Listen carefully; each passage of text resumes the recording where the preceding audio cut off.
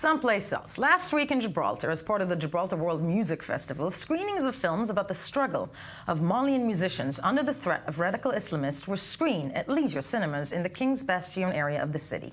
Mali Blues, German director Lutz Gregor, and They Will Have to Kill Us First producer Andy Morgan spoke to i24 News about those films and the impact they hope that this type of cinema will have on society. Let's have a look.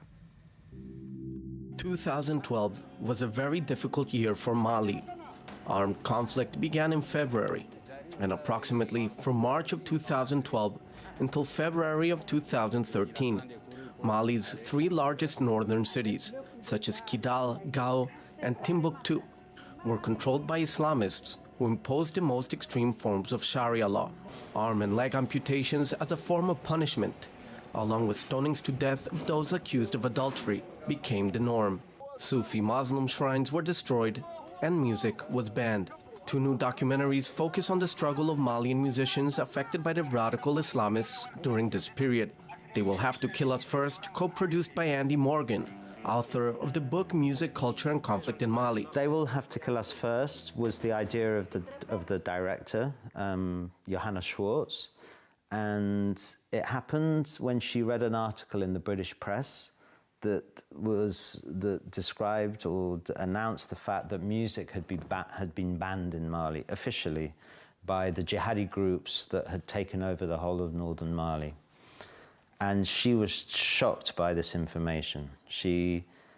Just the very idea that music, something so fundamental to most people's lives, and in Mali, fundamental on many different levels, and she was just completely shocked that this could have happened. The film is intense and nerve-wracking. German director Lutz Gregor aimed for a more subtle angle in his film Mali Blues, featuring Malian star Fatoumata Diawara. The film also deals with taboo subjects affecting the West African country, among them freedom of speech and female genital mutilation. The whole idea was to make a film which brings you closer to Mali and to the people of Mali. And not so much about the political situation, but the way they were struggling with their lives, but as well the energy and the power they have. I mean, we are talking about Africa uprising at the moment, yeah?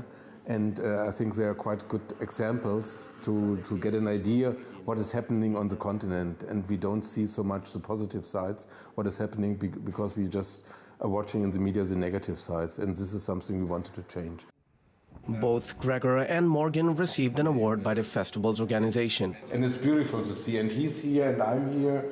And we were working on the same topics and we made very different films. So in a way, they can sit next to each other quite happily. And he does 4 artists, we do 4 artists.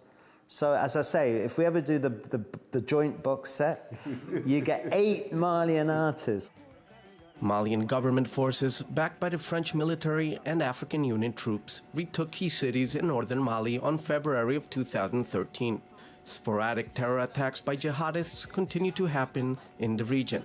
The trauma remains, but musicians are committed to keep their fight for freedom of music.